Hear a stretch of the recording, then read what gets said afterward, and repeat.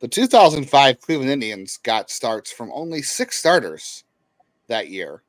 If that happens for the Guardians in 2024, life will be pretty good. If it doesn't, well, what's Noah Syndergaard doing this summer? You are Locked On Guardians, your daily podcast on the Cleveland Guardians, part of the Locked On Podcast Network, your team every day.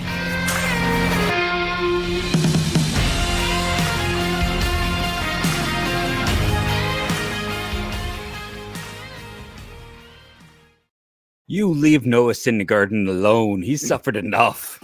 Let the man be. Yeah. Let the man be. I don't think I've ever been as sad as I was watching just broken Noah Syndergaard speak. Hearing his interviews. Can you name, Jeff, No. the starters from 2005? All 6? The start of the game? The start of the game. That's what? The Millwood, Davis, CC, Westbrook, Scott Ellerton. Yes. One more. No, did you get them all? No, it's only 5. I said Ellerton, Davis, CC, Westbrook, Millwood. Who's the 6th? Come on, he had a good year. And then he didn't have a good year. Sowers? No, not quite yet. He was the next year. It's Cliff Lee. Oh, yeah, that is about the right time. 6 starting pitchers, and Jason Davis only started 4 of those games. And I was a believer. Doubleheader. I was a believer. I was too. I can still be convinced that we had somebody ask a question about spring training battle between. Remember that we had TJ on? It was talking about who would win in a spring training battle between a fight between Jason Davis. And somebody else. I forget who it was. Davis something. Jason Davis versus Davis. It was Kane Davis. I picked Kane because Kane's a wrestler. If you haven't figured out by now, we're talking about starting pitchers today. 24 position preview. If the Guardians only need 6 starters to survive the season, things would be pretty good. Yeah. I mean, everybody would take that, but that would be especially good for the Guardians because as we're going to find out today, if it goes beyond 6, it's going to be a little shaky. Listen, I will be, it will never cease to amaze me that they only needed 6 pitchers in a season. That's never going to happen again. They're going to, as hard as you could to worm that joke into the show today.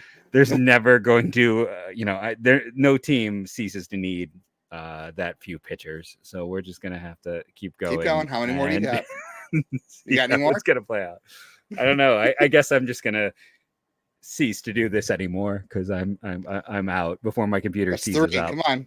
That's 3. I'm worried about my computer seizing up after yesterday by doing too many things like this. Can we call the rotation the Fab 5? I mean, it's the upside of the rotation. It's just I think upside is they can match anyone with upside. I don't know if we're gonna get there, but upside, yes. Yes, if things go perfectly, as always go with pitchers, right? Don't things always go perfectly when it comes to starting pitching? Always, like that's the easiest thing to predict, right? Yeah, because that's why this morning when I woke up and I'm like groggily before I go help my kid get ready for bed and get her on the bus, was thinking, oh, you know what? At some point, it's going to stink because every one of these no pitcher is healthy anymore. Like no pitcher is going to last for 5 years. Every one of these guys, like what year is Tanner Bibee going to miss? What's the year Williams is going to miss like at least half their starts? What's the year Logan out? And this is where my mind goes first thing in the morning. I've just woken up because this is what pitching has done to me. This is what pitching has done to me. I'm just immediately Your mind is dark in the morning. Okay, this is going to be what year is who's missing 10 to 15 starts this year in the rotation? Which one of these young arms is going to be the guy that this happens with? Since you said that, what are our expectations for the 2 oft-injured stars? We got Bieber, who by all accounts looks pretty good this spring and his fastball velocity's back up. He feels good. Triston McKenzie has looked fine. He said he's still got some steps to take in terms of where he wants to be come season time, but he said he's working towards it. How do we feel about the odds of these 2 guys? I mean, Bieber he pitched 128 innings last year. Are we taking the over on 128 innings this year for Bieber? Yes. Yeah. I mean, I did have to take a second and think. That would be good. He is recommitted. I think I'm a little more concerned about McKenzie than Bieber Well, we know honestly, because he has the minor league track record of injuries. It wasn't just last year. you know, it's he's had like one fully healthy year in the last 3, right? In the last 4, is it? 2 out of the last 4. There's that, and there's just I don't know. His is the injury that seemed more likely to reoccur or lead to something bigger. Well, they both had elbow injuries, but McKenzie, remember, missed the start of the season last year because of a teres major, which that injury continues to boggle me because I feel like 10 years ago we didn't hear about this injury, and maybe they called it something else, and medical has helped us identify it better. But Clevenger and Clase and now McKenzie and other guys are having this issue. I think Kluber had the issue. Like, just so very strange that's popped up. Last year, McKenzie threw 16 innings. I hope we can take the over on that. In 2022, though, much better season for Triston McKenzie. Obviously, his first fully healthy season in baseball ever. Truthfully, he threw 191 innings. I don't know if I'm taking 191. I'd probably take the under on 191. 2021, he pitched 120 major league innings. Do we think we can get something between 120 and 190 for McKenzie? I mean, I think we can. Like I said, I just got a sinking feeling in my gut he's going to be the guy who misses a significant amount of time. And it's the build is always been, betting on unicorns is an issue, and that's just kind of where I kind of land on it. He's got the build that is the scariest because there's no one else like it. I think I've told this story many times, but it always amuses me that, like, I went through back when I was paying for Baseball Reference and tried to find a pitcher with his height to weight ratio. And there was one pitcher, and it was Jason Schmidt. I didn't tag Jason Schmidt in the tweet. I'm just like, the only pitcher who is this height and this weight, right? And it wasn't even his weight. Schmidt was actually listed at 10 pounds heavier, but even in the range. And Jason Schmidt found that tweet and responded and goes, "That was my high school stuff. None of that stuff is right. I was so much." He was not happy. He was not happy with me. I'm like, oh, well, thank you.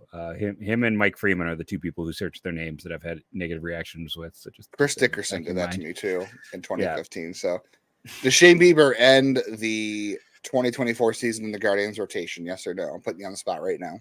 No. He's going to end the year on the injured list or with another team? Traded. Okay. I think that's going to make you a popular target again today. I know. I'm just, hey, I'm used to people hating on me. By the way, if you swear in comments, I'm deleting it. I'm just going to let you know. They're filtered out anyway. But yeah, here's the thing. I think they will try to do some kind of situation like the Bauer trade back in the day. It's going to be one of those where they trade, but maybe try to flip assets to stay competitive. But I think the chance of letting him walk is lower, but I think it's one of those things where, like, hey, yeah, we're gonna get Trammell and then flip Trammell for Franmil Reyes. Like, I think there's a world where they end up being like, okay, our 4 guys are good, they're pitching well. McKenzie proves I'm a moron, and Cantillo is looking good, and they believe in him, and they're like, hey, we've got a 5th guy that's ready to go that we believe in. While Espino has no reoccurrence of arm issues, and they're also like, hey, he's in the background here, and he's going to be able to help us as well. And they're feeling good about their depth. Curry's look good as a fill-in guy, and Gaddis has proven he was just tipping pitches, and he's not a guy who's a quad A type. And then they're moving on, using Bieber to help him get a bat. I said there was no depth in the system. You just went through the sunshine and rainbows version of the 2024 season. Hey, everyone's saying I'm like there. I'm being such a hater. So hey, I'll do the opposite. You got to keep them guessing. That was the friendly version of the season. I'll say the only way that Bieber ends the season in the rotation with Cleveland is if he's either hurt and they can't trade him, and I guess at that point he's not in the rotation, or they're in first place and they just don't see the need to mess with it and they get the comp pick. So. Real quickly, we need to move on to other topics, but we didn't even talk about the sophomores, Tanner Bibee, Logan Allen, and Gavin Williams. Fingers crossed, we might hear an update on Friday or Thursday about whether or not that elbow is going to be okay and he's going to be throwing. They seem optimistic about that, but I think it's safe to say one of these guys is probably going to hit some regression this year. Maybe, I don't want to say injury because these guys have all been healthy. I know Williams had some minor issues in college, but I think it's too like you said, it's too sunshine and rainbows to say that all these sophomores are going to take a step forward in 2024, and because we know development's not linear. So one of these guys is going to hit a wall. And I liked all three, and I don't want to disparage any of them. I think it's fair to say we probably both think that Tanner Bibee has the best chance of avoiding any sort of sophomore slump. Unfortunately, I think my pick there is Logan Allen, just because he doesn't have the fastball velocity to fall back on. Well, it's weird because like Logan Allen is the guy who also has like the best secondary indicators, and there are those who will say that Bibee is like, if people are watching, like, why'd you? I don't buy Bibee. I listen. I'm not necessarily. I'm Bibee all the way, but I will like listen to others and look at people who are smarter than me as they try to explain things to me. And there are those who talk about there was some luck in his data. Like, again, I don't think he necessarily has the slump, but I wouldn't be shocked if the numbers aren't quite as strong. More innings, more tape on him. I mean, for all of these guys, I would expect a little bit of teams figuring them out. I don't know. I really believe in all three. I don't think anyone's going to slump super hard. Well. Yeah, I do as well. Jeff has the most optimistic look out of anything he's ever talked about in his life in the last 5 minutes. That's you said I have concerns, but I think McKenzie will get there. I think Bieber's going to get there. I think they'll be fine. Yeah. By the way, I was looking this up because I thought it was a thing. Tanner Bibee last year was 8-1. I know pitcher wins don't mean much anymore these days, but it always says something to me about a pitcher who ends up helping his team win the day after a loss or a losing streak. He was 8-1 after a Guardians loss last year, so good for Tanner for being the stopper. That's what everybody needs. All right, we want to talk a little bit about control, extensions, the depth, which is a little hairy. We'll see if Jeff keeps his optimistic view of the depth up. We'll talk about some prospects in the system we like, and hopefully we'll have time to get to some starting pitcher draft targets in this year's draft. All coming up.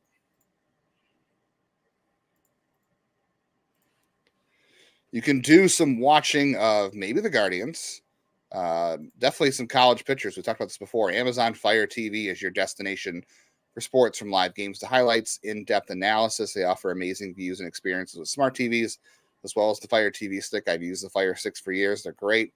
You can get virtually every app on there. Super easy to use. Millions and millions of movies and TV episodes, as well as live TV, whether it's opening weekend for baseball, the college basketball tournaments coming up. Jeff and I are both watching a ton of college baseball right now. You're going to want to have a Fire TV. They recently created Fire TV channels, so you can see our wonderful faces on there, videos from your latest sports brands, all for free. That includes all of us here, pro leagues, college conferences. Fire TV lets you dive on all the game analysis, highlights, and more. Keep up to date in the latest of the world of sports, March Madness, NBA, MLB, not to mention great news, entertainment, gaming, travel, cooking videos, whatever you're into. Check out Fire TV channels on Fire TV and Alexa devices. If you haven't checked out Fire TV channels, you should. Trust us on this. To learn more, visit Amazon.com/LockedOnFireTV. And while you're doing that, maybe you want to make some bets. The college tournaments are coming up. The conference tournaments this week. The NCAA tournament comes up next week. Say goodbye to your busted brackets, because FanDuel lets you bet on every game of the tourney, whether you're betting on a big upset or a one seed. It is time to go dancing with America's #1 sportsbook. Right now, if you're a new customer, it's a great time to get into it. You can get $200 in bonus bets with our promo code if your first $5 bet wins. So go find a bet that you really like. If you're not a FanDuel customer yet, throw $5 down on it. No matter what it is, if it wins, you're going to get $200 bonus dollars from FanDuel to keep betting during the college tournament. You can use it on point spreads, money lines, even pick who's going to win it all. Just visit FanDuel.com/lockedon and bet on college hoops until they cut down the nets.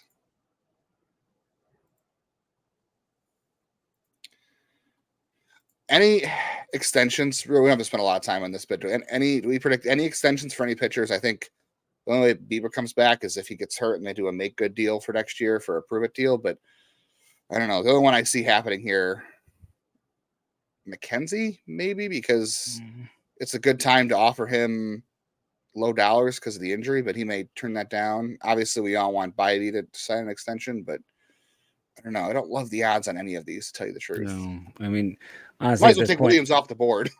At this point, I kind of feel like, if any of them sign, I just have to say wonders never cease and be surprised by it. I don't know if I can do 15 more minutes of this with your cease jokes. Let's see if you keep up this. If this positive attitude you have ceases anytime soon. No, it's ceaseless, my friend. Ceaseless, my friend. Ceaseless. It's White Sox. I mean, it's ceaseless. White Sox. Oof. It's the depth is not pretty. So right now, Ben Lively maybe is your top option there, but he is going to start the year in the pen probably because he has no options. Hunter Gaddis still has an why option. you got to put him out there like that? Why do you got to keep talking about his lack of options? Just because you know, I read the story about him being alone in Korea when he was over there playing during COVID, but man, you just put him on blast every other day. Blake Lively has more options. Hunter Gaddis. So does Curry. If Curry goes to AAA, I'm curious to see what role they have him in, especially after how good he was in the bullpen last year for them. Joey Cantillo, obviously, at some point this year. And then you've got Jaime Barria, who I guess will probably pitch in the rotation in AAA, but he's been awful this spring. And then I guess we'll see what happens with Carlos Carrasco. But those are like your immediate, like, you know, emergency starter, doubleheader guys. And only the first 1, 2, 3, 4 are on the 40. So, as we said at the top of the show, if they go deep in terms of how many starters they need this year, it could cease to be a lot of fun this season. Let's say that. Yeah, Xavier doing it now. I've got you on. Xavier Curry's the guy for me in that group, like the way he looked last year. And I'm not going to give up. One of our everydayers, Dave Wendell, I appreciate you, man. But boy, if we mention anything positive about Hunter Gaddis, I know I'm getting 8 comments from you. I hope you're doing well. But Gaddis has that good secondary offering. If he was tipping pitches, which we have heard from multiple people he was doing, like there is including himself. He knew it. Yeah. He said himself he was tipping his changeup. So he supposedly has fixed that. So I am curious to see. And look what Zach listing him as someone who making this team out of camp is also kind of an interesting as a bullpen arm. Yeah, the bullpen's but hard to figure out. But just even making it is kind of interesting to see. So yeah, sure. I think. I think those are kind of the two guys, but I think you and I are more hoping for the next up. Yeah, I mean, Cantillo, obviously, if he makes multiple starts this year, I'd be curious to see how that happens. But out of all the guys in the group we just talked about, obviously, he has the most upside. Daniel Espino's on the 40, but, we don't expect him to be ready until even go back to an pitch maybe until May or June. So we're talking maybe July at an affiliate if things go well. And there's also some rumors floating around about him, about his health right now too, that we're trying to confirm that he's fine. I don't know. We don't really know. No one's 100% sure what's going on with him, but we may get an update on Thursday with Chris Antonetti. But Will Dion and Jack Leftwich are all part of that. Are we at all concerned that update might involve Gavin Williams, or we think it's just going to be about the I'm sure. I think they're expected to give it an update on Williams on Thursday, no matter what. Is there a chance that so I've been all sunshines and unicorns and puppies. Is there any chance that things are not as clean with Williams? I mean, the language around it sounds positive. Like we're not going to talk about Trevor Stephan today, but the language around him seems less positive. So yes. if you base it on that context, I would say it's more positive on Williams. But I'm sure we're going to hear more on Thursday about. I'm sure somebody, if nobody else asks, I'll ask about Espino. Because I should have time to be on that call. Will Dion and Jack Leftwich are probably the guys that are next up to me in terms of they're going to be the 40-man years are coming up in terms of Rule 5, and they're both closer to the major leagues. And we both really like Will Dion. It just, he eliminated the Clayton Kershaw mechanics a little bit because he had some knee pain last year doing that. And he's hoping that and working with Driveline this offseason will help him add a tick or two to the fastball. Yeah, he is fascinating because he should not be anywhere near as successful as he is. So he is the guy I am most intrigued by in the minors to see AAA data this year. There's no one who's even close. His performance has it's never stopped ceasing to amaze me that with a fastball that is so low, secondary stuff is good, but he just keeps performing, and it doesn't make sense. He should not be as good as he is with the fastball that ceases to have velocity.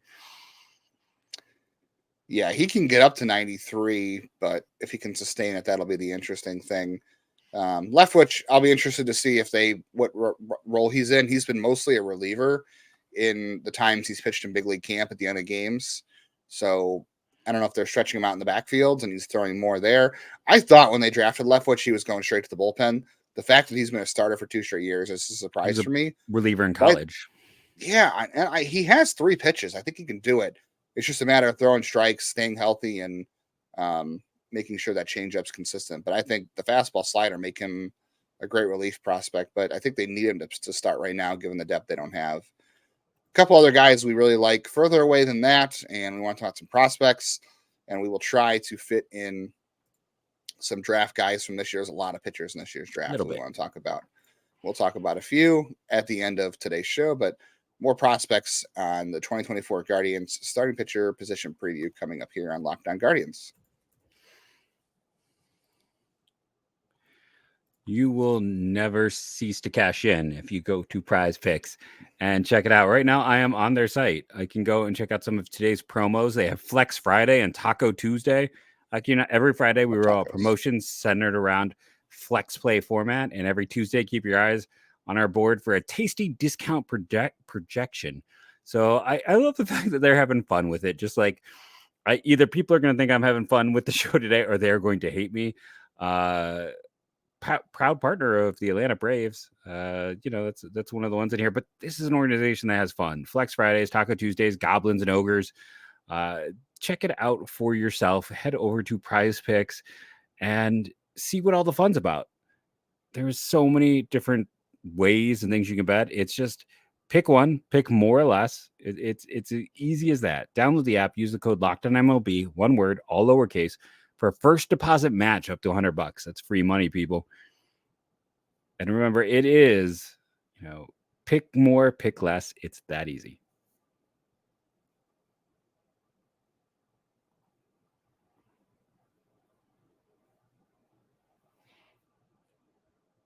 You're muted. I feel like I've never done that before. Wow. I've only done, I don't know how many episodes of you. I think that is the first one that I could recall. How embarrassing. I mean, hey, wonders never cease again, right? Wonders never cease. There's always a time to make yourself look stupid. Ryan Webb was the For me, that's AFL... every day.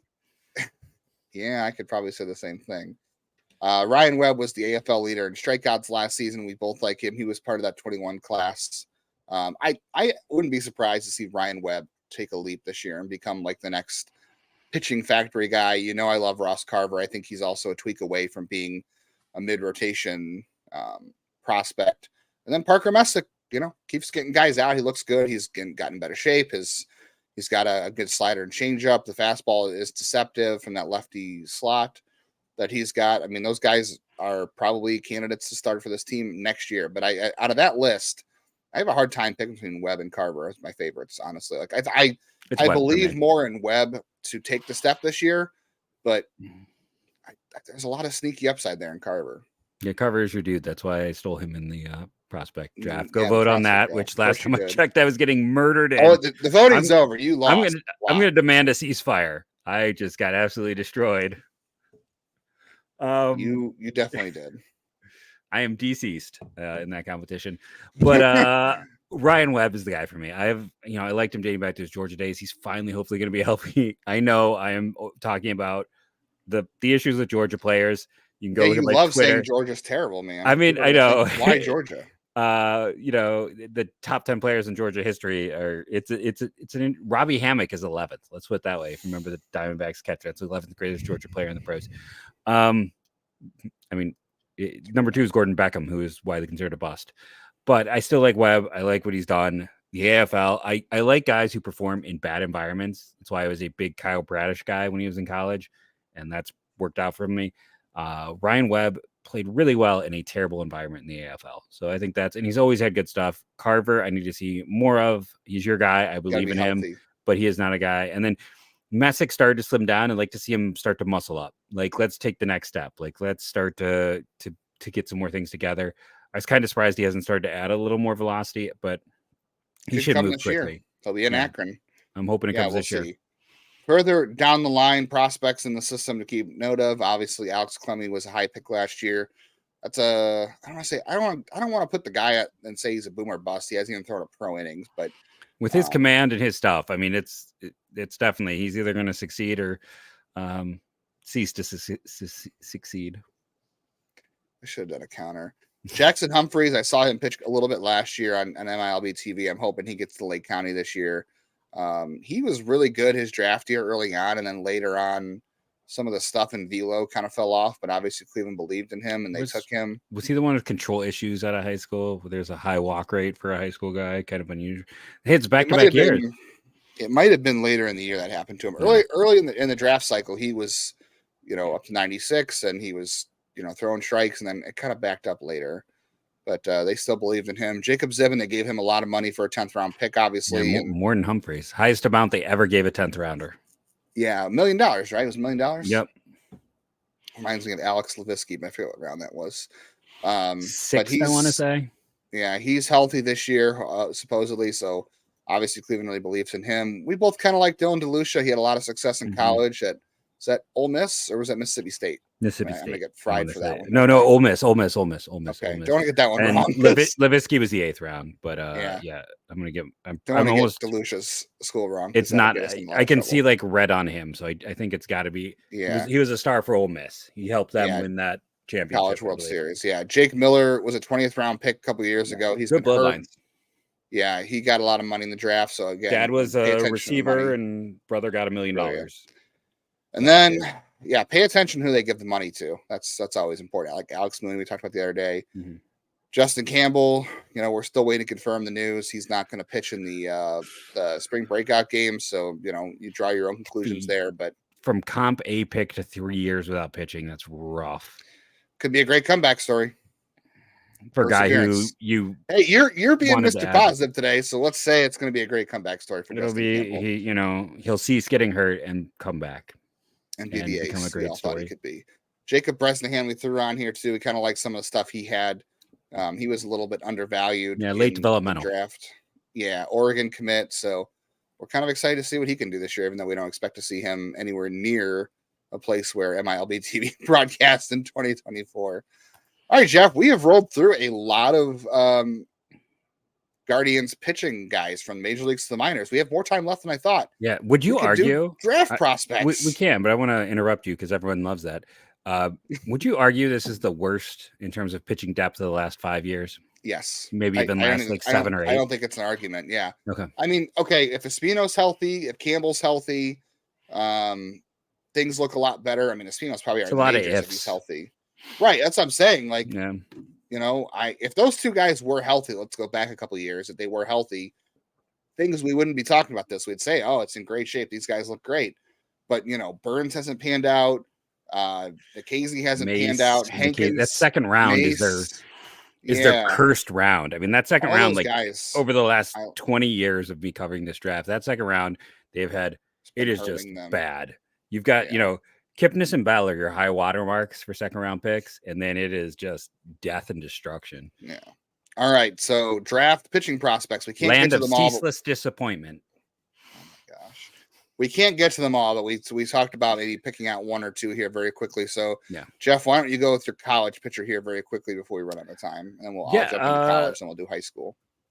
I've got a theme with mine even. Luke Coleman was a cold weather arm, a Pennsylvania kid, went to Alabama, they've had more success with pitching of late. Was pretty effective there. And ex-coach. Yeah. He ceased to coach them. He ceased to coach them because of some ceaseless betting, right? But he's been awesome. He's one of 3 pitchers with Ryan Prager and I'm blanking on the third guy now, who have not given up one earned run yet this year. 4 starts, 15 strikeouts per 9, 1.5 walk per 9. Fastball slider, which the Guardians like, also has a workable curve and a change that he doesn't throw very often. Big kid, former cold weather guy, some late development, good command. I mean, that strikes me. I want to say the age is relative, is decent. He's not like young for class, but that's a January birthday. He's not. Never mind. He's fine. Age doesn't come into it, but he's interesting guy. Great numbers. Yeah, I think at this time, as of March 13th, we don't believe that Jack Caglione, Chase Burns, or Hagen Smith, those are the only 1-1 close guys as far as pitchers are concerned. But as of March 13th, I don't think either of us believes there's much of a chance of Cleveland taking them. I know I've seen some mocks with Jack, but I think as of today, we both don't think that is going to happen. But they're on the list. If you're watching on YouTube, we have a whole list scrolling down the bottom. Check us out over there. Ryan Forcucci from University of California, San Diego is my guy. Probably a 3rd rounder, but just kind of feels like a a Guardians type guy. He throws in the low 90s and has a good 4-pitch mix and some control. I really like him. Matt Ager as well.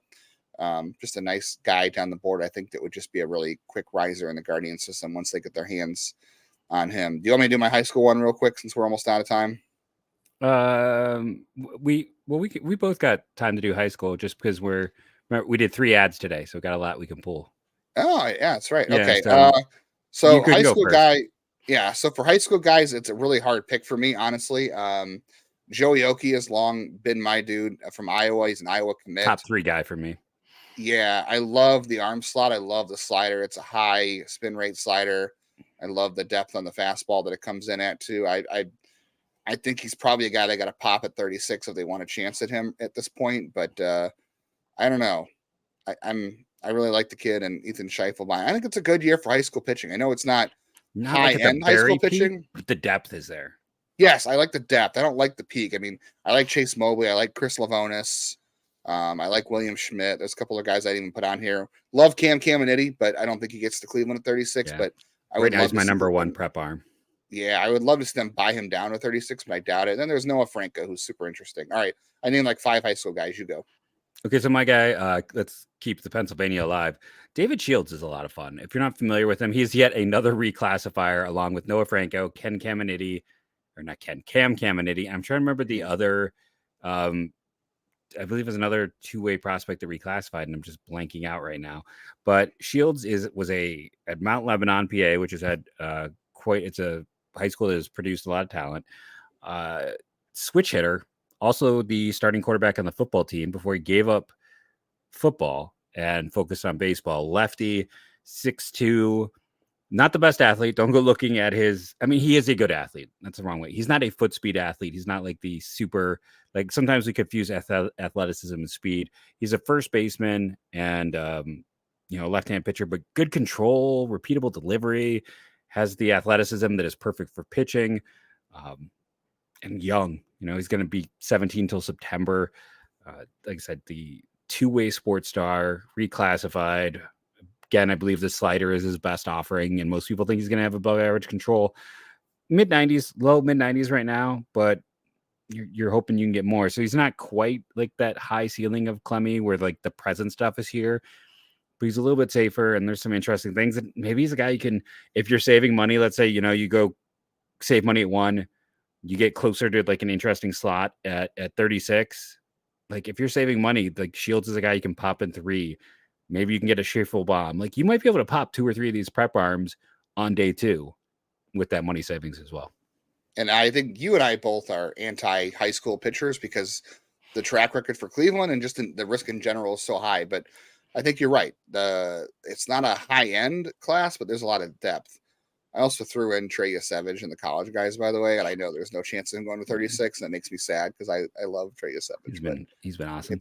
It's not going to happen. No. All right, well, we've got one more episode for you this week. Tomorrow will be a news episode. Yep. We should get availability from Chris Antonetti and Stephen Vogt early in the morning on Thursday.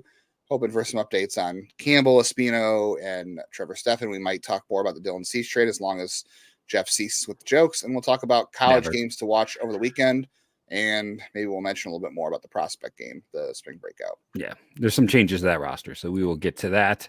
I'm going to cease with the jokes now, and thank you all for jumping in.